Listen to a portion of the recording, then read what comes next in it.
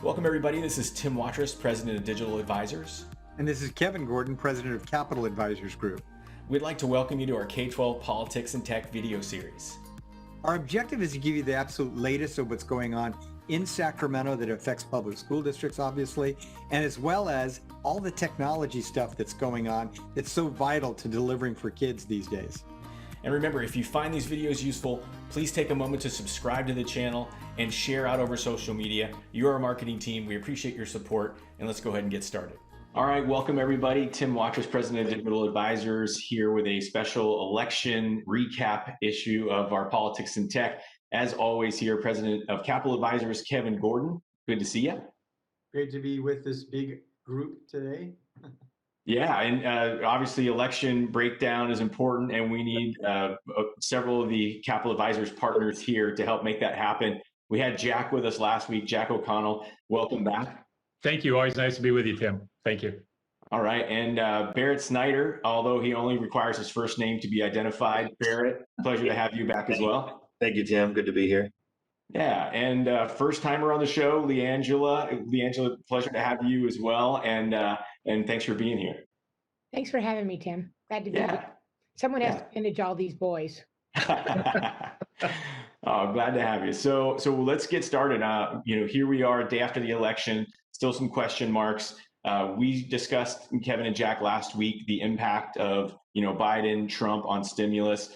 There's a little bit more clarity in that picture based on some of the results in the House. But Jack, would you mind starting us with kind of what you're seeing right now, how things are looking for stimulus based on some of the results we've seen so far? I think a short version, Tim, it's probably getting another stimulus bill is as clear as mud. It didn't really turn out the way that a lot of people had predicted last night and even into today. And so obviously we're going to have to really stay tuned and see what happens. But the United States Senate appears to remain in Republican control. The House of Representatives, and I know our team wants to talk about this, is they're going to remain in Democratic control. And then if you just look at the current cumulative vote for the Electoral College, and that's the entire game, you see that former Vice President Biden is inching ahead of President Trump. So if that's the case, some are suggesting that the path to a comprehensive stimulus measure becomes more difficult. And we say that because the president's public utterances the last couple of weeks, let's go big. I want to go even bigger than the $3 trillion plus measure the House passed 5 months ago. And now what leverage would a President Biden really have on the Republican-controlled Senate? And many of those folks are going to become, I predict, deficit reduction hawks.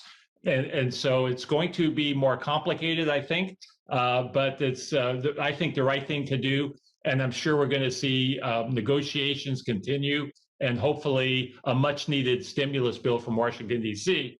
that we clearly need to help us here so that we can address not only education and the deferrals, but also the needs of so many citizens that are, haven't had a paycheck of decent size in many, many months, help our cities, counties, and the state of California. Well, thanks, Jack. And Kevin, you'll recall we were on that Q panel, and a Washington insider, a gentleman named Philip Lovell, had basically indicated that there were 3 versions of distance learning dollars that may come to schools. One was zero, and that was the most conservative version of stimulus. The sort of middle ground was around $4 billion that was going to be available to schools to address distance learning. And then the Democratic proposal was about $12 billion for distance learning needs. So, there's a lot riding on this for school districts right now. As we indicated last week, the time frame on when you would see stimulus dollars is also going to be impacted by who wins. And we'll keep everyone posted on that as more news comes out. But with that, and Kevin, did you have anything to add? Yeah, I just wanted to make a couple of observations because beyond stimulus, there are clearly differences as well in who ends up occupying the White House. I totally agree with Jack's perspective about the prospects for stimulus. Actually, there are real legitimate prospects for stimulus that could impact education in a positive way if President Trump is reelected, because again, what he's already announced, he would obviously have an easier time moving these hawkish, deficit reduction folks in the U.S. Senate if that needed to happen, where it's just going to be a lot tougher climb for Biden if he doesn't have the Senate, which he would not have if he prevails. So there's that issue. But on a couple of other issues, which we've talked to the Trump administration about, and it's still sort of an open question about what, if anything, they would do on special ed funding. They've cut almost every single education program in every single budget that he's proposed, except special ed that they've level funded. That's about as much of a statement of priority as you get out of this administration. But in the Biden sort of platform, he calls for fully funding special ed. And Jack, I think it's over 10 years, right? That's correct, Kevin. Correct. So so it's a long phase in, but you get, currently it's about 15%, a little bit under 15% is what the Fed's share of overall special ed funding is. It was supposed to be 40%. Under Biden's platform, you get to the full 40% over a 10-year period. The other thing he calls for is a tripling of Title I. So in addition to stimulus, there are a lot of other implications, both financial and policy, that are differences between the two administrations. But I think everybody knows Capitol Advisors, we're going to work really hard on advocacy no matter who occupies the White House. We've got work to do come January, regardless of the outcome. And clearly there are all kinds of interesting political dynamics given what's happening in the two houses and what happens at the White House in terms of leadership. Well, thanks, Kevin. And just switching gears over to California, some of the ballot measures that we've been talking about on this broadcast over time as the races have evolved, we're getting some more clarity. And particularly, Leandra, I'd like to cut over to you and ask you a little bit about Prop 15. That one was tight race, and it looks like it's still tight. But can you give us some information on that from your perspective? Sure. So Prop 15, the better known as kind of the split roll tax, is probably the most will have the most impact for schools and districts. Right now, as of the latest numbers from the Secretary of State, it's down 48% to 52%, but it's still a very tight race. A lot of votes out there. But this would have, if it does pass, it means about $11 billion collected out of from lifting the cap on property, commercial property over tax over $3 million. But it would mean about $3 billion for schools if it does come through. So it's money that we could certainly use. And as I said, it's very close right now, but we'll keep you posted as it moves forward. Thanks, There's a Leandra. lot of people, or there are entities out there who have called this one, but we've heard from the proponents and others who are sort of saying keep your powder dry, because again there are a lot of votes that have not been counted, and this particular ballot measures, even some of the major media sources are saying, hang in there, because that vote tally could actually change on a ballot measure that's quite this close. There are only a couple ballot measures of all the ballot measures that are this close. Prop 15 is one of them. Well, thanks for that, Kevin and Leangela. And we've been talking about Prop 24. It is the basically the data privacy law that's been retooled. We expected that one to be a slam dunk, and it's one of the things that is pretty black and white that it's passed. And again, just at how this impacts a school district, the partners that you work with have to be more transparent about the third parties that are holding your data. Right now, you may have an agreement with someone, they may not have shared that with you, and there's going to offer a little bit more transparency there, and you'll be able to ask better questions and get better answers when you're asking who actually has my data beyond you, that someone might, if they have a breach, they'll have to alert you as well. So overall, it's a great thing for schools. Glad to see that pass, but again, we expected to see that. No big surprise there. Kevin, just talk a little bit about Prop 22, which is sort of groundbreaking in its own way, even though it doesn't necessarily impact schools directly, but it does impact the political landscape. Can you talk a little bit about that, please? Yeah, it's kind of the surprise ballot measure in terms of for the proponents of Prop 15, from the standpoint of, I think a lot of people thought that the ballot measure that would have the most spent on it was going to end up being Prop 15 because of big business coming out to spend, resources to kill that ballot measure, given the threat it would have economically on so many businesses across the state. I kept referring it to as possibly the mother of all ballot measures. Well, it wasn't Prop 15, it was Prop 22. That was the ballot measure that shattered all previous records with this crazy amount of money, $226 million spent by both sides on that ballot measure, contributing to what was spent across the entire ballot. So all the campaigns combined were almost $800 million in expenditures for pro and con sides of the ballot measures this time around. So just crazy money was spent. So it dwarfed what was happening in the Prop 15 race. And in fact, in the Prop 15 race, it almost seemed like the opponents, in fact, for a long time, they were outspent by the pro campaign, the campaign in favor of it.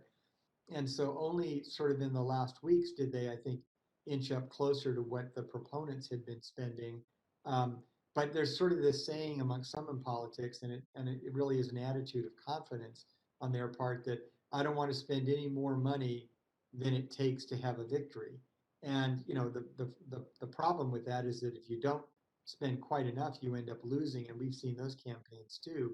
But they definitely were conservative in their overall spending, but they spent obviously enough to get real close to a defeat. We'll see if they succeed in defeating Prop 15. But I had always had a dim view about whether or not this was going to pass because it could never get support in the polls that was really beyond 50%. And you're seeing these numbers really mirrored in the results that we see now. So if they do eke out a victory, it'll be really amazing that they were able to pull that off, given the kind of opposition they had, and then also what the polling was going up to this election. It's a lesson for us all to sort of take heart. Yeah, and it actually speaks a little bit about today's political landscape and how you reach people, right? Because if you have one of these Uber or Lyft platforms, every time you would request a car, you're going to get a note about Prop 15. So that was basically free advertising on their own platforms. Also, the Instacarts and food delivery, they were delivering bags that were saying, vote on Prop 15 with their message. So so just, yeah. Sorry, Kevin. Yeah, on Prop 22.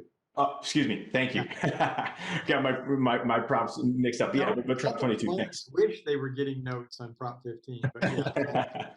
Well, and also in kind of a strange story, Biden had his own area within Fortnite, so that was kind of a new thing, and they were even advertising on Animal Crossing. So the world is sort of changing, and some of the advertising methods have been, let's just say, unconventional, but I think that's where we're seeing some of that spending as they're spending on platforms like Snapchat and so on. So it's interesting to watch the impact of social media and these web platforms on politics, but we're seeing that play out for us here. With that, let's talk a little bit about local measures. And Jack, this is kind of your wheelhouse with school districts passing bonds and other local measures. Can you speak about some of the results that we've seen on those with individual districts? I certainly can, Tim. Boy, it sounds to me like the biggest winners last night were the political consultants of all their activity and good work. But for the local school bonds that we had, Tim, as you recall, and it was last week on this program, we talked about 60 measures being on the ballot. Of those 60, the numbers that we have as of right this minute, 48 have been successful. They've received 55% or more. 12 have been under the 55%. And I'm aware of a couple that are very close on both sides, so these numbers could change. But right now, that's a dramatic increase in terms of where we were just this past June, where we actually had fewer than 40% of our measures pass. Now we have 80% of our measures pass. And then also, I just wanted to briefly talk about the parcel taxes we had on the ballots yesterday. Now, keep in mind, this requires a 66 2/3% vote threshold. We had 13 parcel tax measures on the ballot, and 13 passed. 9 did not pass. So a total of 22 that were out there, 13 passed, 9 did not. So we had a 69% pass rate. Well, thanks for sharing that, Jackie. And we know that there were some bonds that were casualties of sort of the landscape the last time we had an election. And it's nice to see that some of those bonds made it back. And actually, there was a great success rate in passing those now. So we know school districts need those upgrades and changes. So thanks for sharing that. And Barrett, let's hear from you about some of the races in California. The legislature. Can you let us know what's been happening there and what we've seen since yesterday? Yeah, and I was joking with some folks the other day, some clients about they were asking what's going on with legislative races, and it's remarkable how the presidential race has sort of overshadowed things that we would normally pay a lot more attention to. But in the state Senate and in the state Assembly, we have sort of two different outcomes going on here. So on the Senate side, remember Democrats enjoy huge supermajorities in both houses. So in the Senate, there are right now 11 Republicans, and surprisingly, Democrats were targeting four of those seats to pick up additional ones. And so what it looks like right now, and again, the caveat being we're still counting votes as we record this, but just looking at what we've got some very close races, but it looks like the Dems are going to pick up 2, maybe 3 seats on the state Senate side. Senator Scott Wilk in Senate District 21, Republican, is ahead right now by about 1,000 votes out of about 170,000 cast. So that's a very slim margin, and we're still counting votes, so that could change. But right now, it appears he's going to hold his seat. And then a seat that appears it's way too close to call. Abigail Medina, who's a school board member down in San Bernardino City Unified, she's up by 140 votes, 140 out of 225,000 or so cast. So we're going to watch that one, too close to call. But that one could be a Dem pickup if she continues to hold that lead. Josh Newman, former state senator Josh Newman down in Orange County. This was a fairly famous seat where he was ousted after he voted for the gas tax. In Orange County, it's like the cardinal sin, and a lot of those anti-tax groups targeted him and successfully ousted him back in 2018. So he's running against Ling Ling Chang, who beat him for that seat, and he is leading right now, and it looks like he's going to take that seat back as a pickup for the Dems. He's ahead by about 10,000 votes. That seems fairly healthy. And then the final one we were watching on the Senate side was Senator John Morlock, who's famous in Orange County as a tax guy and a finance guy. This looks like his challenger, David Min, is up about 16,000 votes in that seat. And so it looks like 2, maybe 3 seats are going to flip here. That puts Republicans on the Senate side out of the 40 seats down into the single digits, if that all holds. On the state assembly side, different story. Republicans appear to be playing pretty good defense here. There are right now 61 of the 80 are Democrats. 17 are Republicans. There's 1 independent, and there was an open seat. What it looks like is going to happen here is going to shake out to be something like 60 Democrats, 19 Republicans, and 1 independent. And actually, the one loss for the Democrats appears to be self-inflicted. Christy Smith, who Kevin's going to talk about some congressional races. Christy Smith, Assembly Member Christy Smith from Santa Clarita, ran for the congressional seat there. 5 Democrats ran for her open assembly seat there, crowded out, and 2 Republicans progressed through the primary into the general. And so it just didn't leave Democrats a path to win that in the general election. And that's going to go to a Republican. But all the other seats, there were 5 or 6 seats that they were targeting or looking or watching. They appear to all be holding. Chad Mays, who flipped from being a Republican to an independent, is going to healthily win re-election. Jordan Cunningham, who I think was down on the Central Coast, who was probably the Democrats' biggest target in terms of trying to flip. He looks to be about 4% up, and I think he's gonna win that seat. And then the other ones were in Orange County, and there's a whole story to be a postmortem here on Orange County in terms of Democrats versus Republicans to be. And Kevin's going to talk a little bit about what happened on the congressional side, but it looks like Republicans held the line in Orange County this year, and actually maybe even picked up a few things. And Kevin's going to talk about, but Philip Chen, Stephen Choi, and Janet Nguyen all winning in those assembly seats. And then just a couple of things worth noting. It looks like Senator Holly Mitchell, who's the chair of the Budget Committee, and from Los Angeles, is going to win her race for LA County Supervisor. That will create a vacancy. They're going to have to do a special election. That's not going to change party hands. But that's an interesting dynamic for us in terms of school finance, because she's right now the chair of the budget committee. And then probably also worth mentioning one race that was a Dem on Dem violence one was Reggie Jones Sawyer out of LA. He's going to win. They were worried about that, and but at the end of the day, Democrats are going to continue to hold super majorities and actually grow on the Senate side and basically stay the same on the Assembly. Thanks, Barrett. And Kevin, did you have anything to add to that? No, I'm going to cover some of the House races very quickly. We had an interesting story on the House side, and this is where, at the national level, Speaker Pelosi and the Democratic caucus have got to be scratching their heads about what happened in this election, because they lost seats that I think they never expected to lose. The Republicans were successful in returning to seats that they previously lost. David Valadao in the Central Valley knocked off the guy that he had actually defeated, that defeated him before. TJ Cox was the incumbent. So Valadao takes that seat back. Gil Cisneros was a Democrat who had a seat that was previously held by Republicans. Young Kim looks like she's leading at the moment.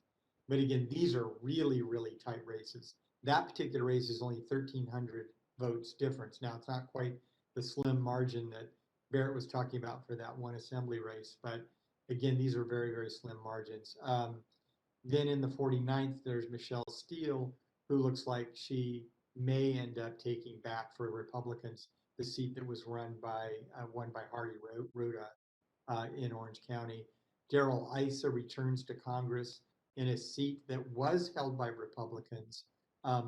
That seat that was a major effort by Democrats to capture it, taking advantage of the fact that Duncan Hunter had left, kind of disgraced, had to resign from Congress because of the scandal that he was in, and actually went to prison. So Issa jumped into that seat, having occupied a seat in Congress from northern San Diego County, southern Orange County. Issa decided to be a little transplant there and go run in that 50th congressional seat, and ended up winning it, it looks like. And then Jay Obernolte, a member of the Assembly for some time, captured a House seat. And that was a seat that was previously occupied by a Republican.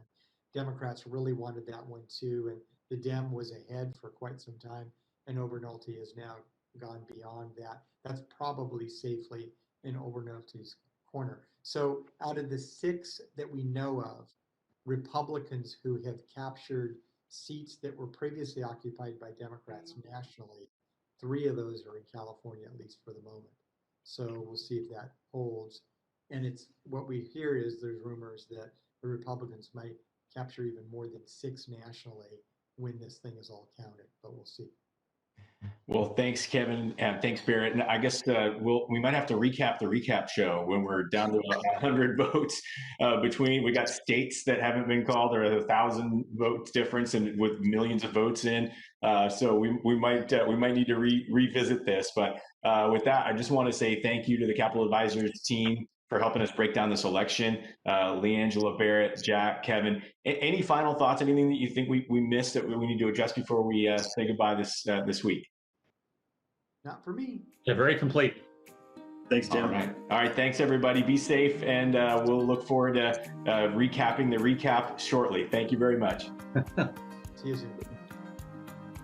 So thanks again for joining us for another week of this broadcast. And I just want to take a moment to remind you, if you haven't already, please subscribe to our channel and share this out over social media. Again, you're our marketing team. I'll also finish by saying, if you have some questions, please send them our way. We'd be happy to address them on a future broadcast. So with that, thanks everybody, and we'll talk soon.